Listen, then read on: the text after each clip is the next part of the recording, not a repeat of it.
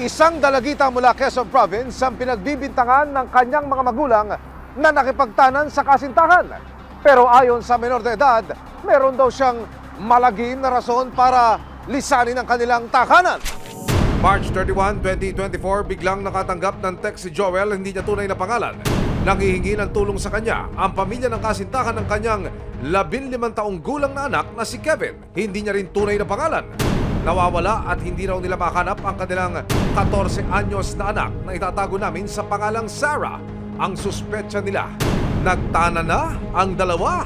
May nagpasok na sa akin ng chat, spam messages. Pagtingin ko sa humihingi sila ng tulong sa akin na ilabas ko daw yung anak ko dahil yung pamangkin ng bayaw niya ay 14 years old pa lang daw itinanan ng anak ko.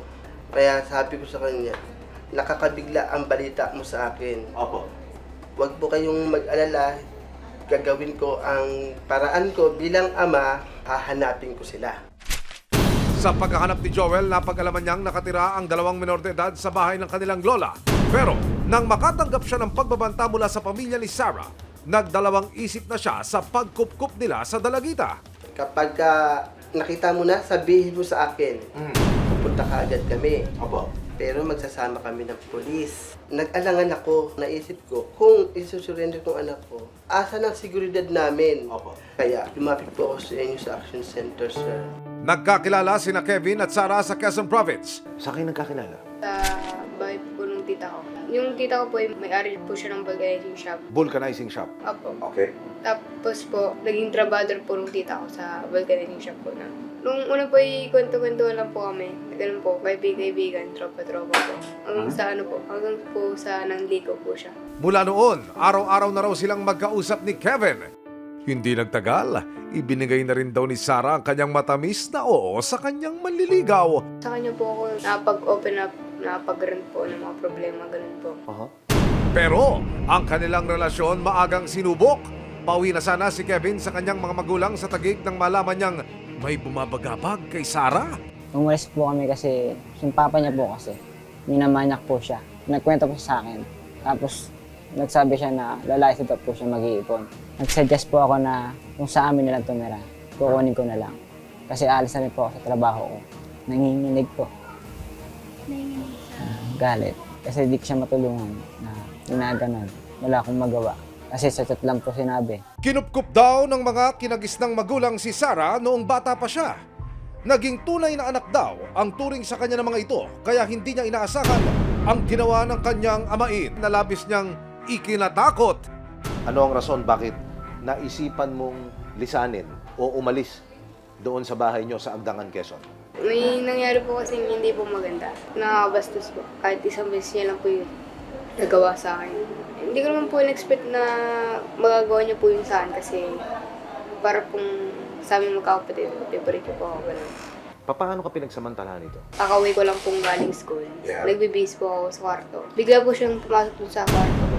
Nung nagbibihis po ako nun. Bigla po siya naghagis ng kondom ko sa higaan ko.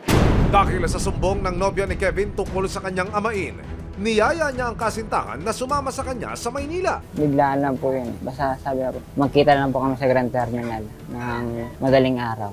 Pero para sa ama ni Kevin na si Joel, dahil pawang menor de edad ang magkasintahan, minabuti niyang lumapit sa resibo para magpatulong kung ano ang wastong gawin. Sinamahan sila ng aming team sa City Social Welfare and Development Office o CSWDO ng Taguig para malaman ang mga susunod na hakbang.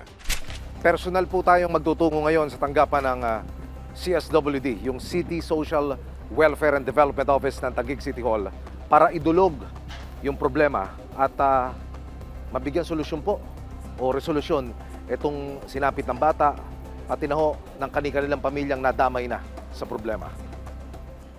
Matapos makinig sa salaysay ni na Joel, Kevin at ni Sarah, nagkaroon na ng desisyon ng CSWD ng Taguig para sa kapakanan ni Sarah.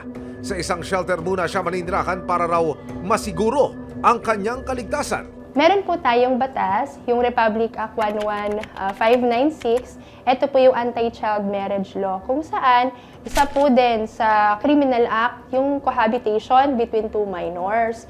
No, ibig sabihin po nun, hindi natin tinotolerate yung ganong situation po. Isa din po sa intervention is i-pull out at ilagay po sa mas safe po na shelter. Tinatanong ng CSWDO ang dalawang bata kung naiintindihan nila ang desisyon at kung bakit bawal silang magsama sa isang bahay. Pansamantala lang naman yung habang inaayos natin. Kasi wala kang sa ngayon dito sa Taguig na ibang matutuluyan din.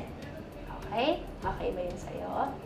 Ayan. So, safe ka naman doon. Na-recognize po natin yung effort po nung tatay na ilapit ho sa tamang ahensya. Hindi ho niya din tinolerate yung pagsasama ho ng dalawang bata. So, isang indication din ho yun na siya ay willing talaga makipag-cooperate din. Pagkatapos maidulog ni Joel ang sitwasyon sa mga kinauukulan, agad niyang tinawagan ng pamilya ni Sarah para ipalam ang desisyon ng mga social worker. Pero, hindi raw nila ito matatanggap. April 4, bumiyahe mula Agdangan, Quezon ang pamilya ni Sarah para puntahan siya sa opisina ng CSWDO. Pero mukhang magkakagirian at mas magkakagulo pa yata. Si Sarah, naiyak lang nang makita ang kanyang mga magulang. Bahagi rin daw ng investigasyon ng mga social worker ang alamin kung legal ang pag-ampo ng mag-asawa kay Sarah.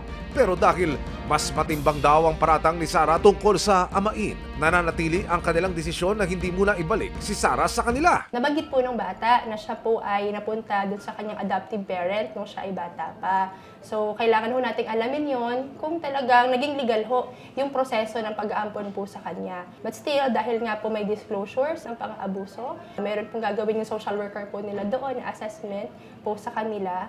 And then, sa ganung scenario po, hindi po safe pa na ibalik dahil po siya ay may ganung disclosure.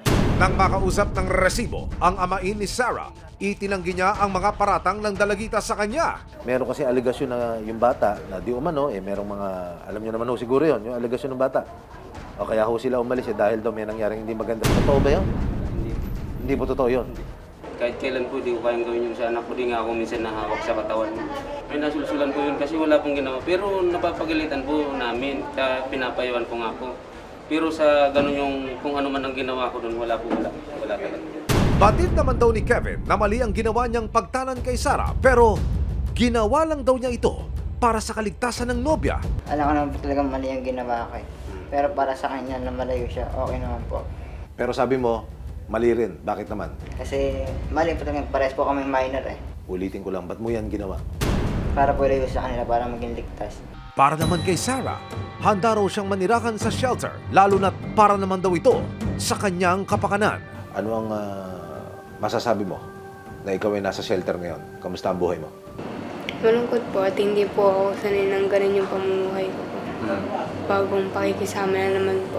Parang naman po sa kapakanan naman po namin dalawa. Naintindihan ko naman po yung sitwasyon.